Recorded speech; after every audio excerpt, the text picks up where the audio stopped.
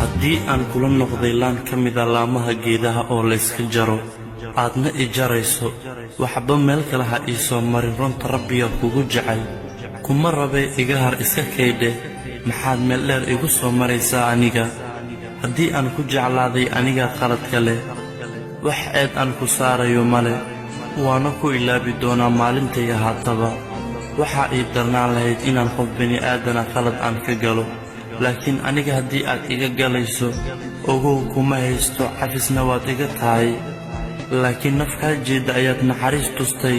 markaan kuu soo jaleecana sidii ruux doqon ayaad ii sarbeebaysaa si aan kaaga haro doqonka sidiisaba usha in agtiisa lagu dhufto wax kuma garto ee korkiisa marka lagu dhufto ayuu wax fahmaa laakiin aniga doqon kuguma noqon doono waan kaa harayaa haddii aad ku niyadsan tahay adiga naftayda anigaa bari doonaa siday kaaga samri lahayd inkastoo maanta dadka aad iiga dhowdahay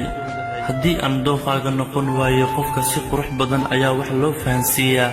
laakiin ma ahan in shib laga dhaho oo xiriirka la gaabiyo aniga waxaadan iga mudnayn miyaan weligayga kugu sameeyey dhib ma lahan si kasta anaa qaldan maanta laakiin ogow maalin ayay ku soo mari doontaa middan oo kale lagu yasi doonaa oo lagugu jeesjeesi doonaa waa meerto adduunyadan waxaa samayso ayaad helaysaa abaalkiisa anna waan kaa leexday kumana soo wici doono kumana soo xiriirin doono ogow naftii duqunta ahayd way kaa hartay adiga cafis ayaadna iga tahay ciil iyo uqdad midna kuuma qabo farxaddaada allah kuu siyaadiyo anigana nasiibkay adiguna ayaanka maalin wacan ayaan ku leeyahay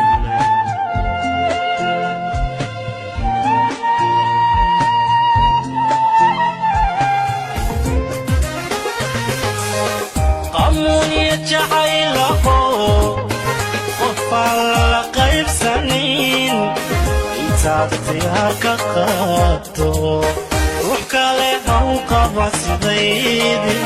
اختيارك قابته